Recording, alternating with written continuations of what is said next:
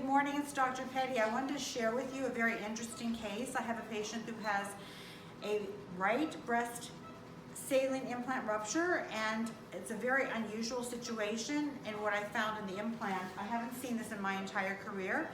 Usually, as you come in and you'll see this is the edge of the implant. Usually the implant rupture is around the edge here where there's an area of wear and tear. But what we saw today is actually the rupture came from a dislodging of the actual valve where you fill the implant with saline. And if you see this, there's a free floating, this is kind of like the back part of the valve that came off. And I have never seen that in my entire career.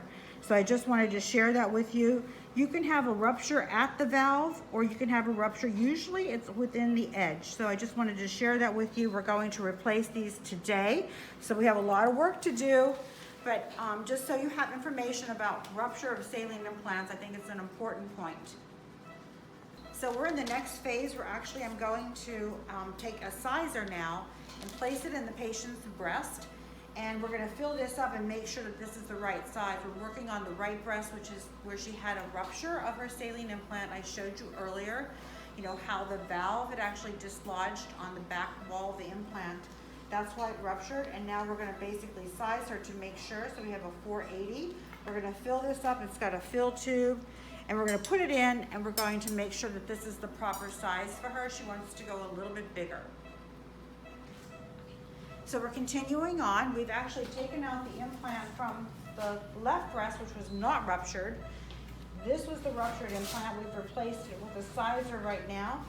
And we actually took out the left side, which was not ruptured, but I had to actually rupture it to get it out because I took it out through a small incision. So that's the incision that I actually made there. And then the saline's been removed, but this was the non-ruptured left implant. It is a saline implant that is round and smooth, but it was completely inflated. And now this is the deflated implant. You can come close up again and see again that posterior surface of the valve that came off. And you can see it very well now. This was the ruptured side. So we're gonna carry on, size her, and we're gonna try to match everything up. We're gonna release the capsular contracture, which will allow us to actually get in a little bigger implant, and then we'll show you the end result. Again, this is our patient pre-op. She had a rupture on the right, non-rupture on the left, saline implant. Come over to the operating room table, and you're gonna see the ruptured implant was taken out from the right. A sizer was placed, 480 filled to 510, and we've taken out now the non-ruptured implant on the left, which we showed you earlier. And basically what we have now is a sizer. It's gonna be a 480 sizer, and we're gonna see what fill volume, you know, matches the opposite side. So we're gonna put this in and then fill it up to see what matches, and then I'm gonna have to come back and convert this oval breast into a round breast. So we'll keep you posted. Okay, we have actually taken out the implants, put in sizers, and you can see now this is a 480 filled to 510 on the left and right. Look at the different shapes though. This was the non-ruptured side, which was completely relaxed.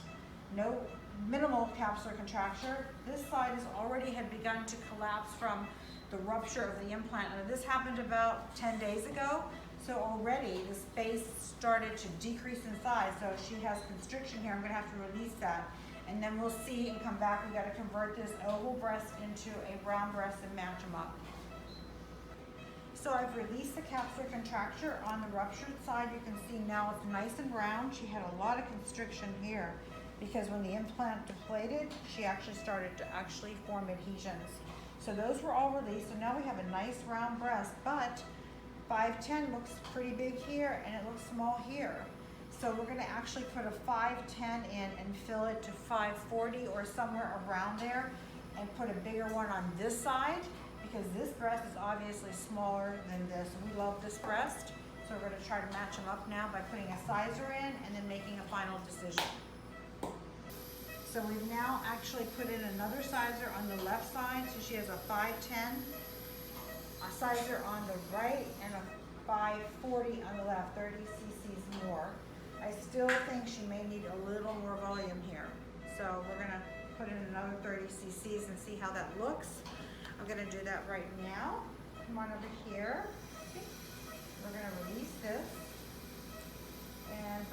put in another 30 cc's.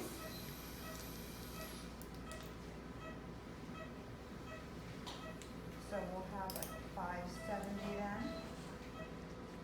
Here we go.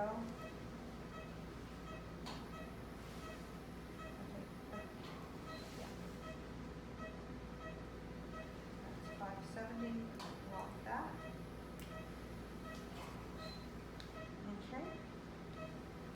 And what I'm going to do next, that's locked. I'm going to put in, I'm going to 600. I'm just curious as to, that's our next sizer up. There we go.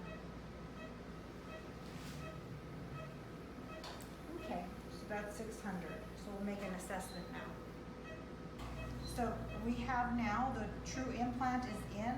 This is a style 68 round smooth saline filled implant. It is a 480 filled to 510. And we're going to put the other one on the other side and match it up. We're going to put a larger implant and fill it in a little more because this breast is more relaxed. So we finished sizing her, and we're very happy with 510 on the right and 600 on the left. So these are the final fill volumes. She looks extremely symmetrical, you know, and anteriorly, laterally. She's got great cleavage. So I'm going to take the fill valves out now. So these are going to be, I basically take that out. Let's have a little sponge and make sure that the nipple is in the implant, so that it closes everything off. And then over here, same thing. I go underneath into the pocket. I'm going to take the fill valve out and then use my little index finger to actually make sure that the little nipple is in on the top of the implant. Okay, so this is what we have, and we're going to be closing her incisions next. And we use the same incisions that she has, so she has no new scars with the drains in, because you need that to drain any fluid. You don't want the fluid around an implant because that can lead to infection. We finished the case and we have the result here. You can see that she has a beautiful round breast now. This was the deflated side, this was the non-deflated side, and what we have is 510 cc's and 600 right and left, and this is how she looks from the top, and then we're going to go from the bottom to see again how it looks, showing the two mounds. And then I want you to put her up, Dr. Constance. So we'll sit her up. You can see how it looks.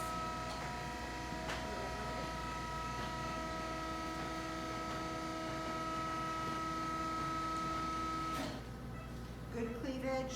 She's nice and round. This one was very contracted. It was oval, and now we've made it round.